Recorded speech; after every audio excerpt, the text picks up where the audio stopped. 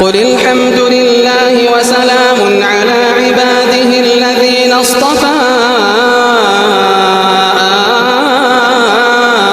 الله خير أما يشركون أمن خلق السماوات والأرض وأنزل لكم من السماء ماء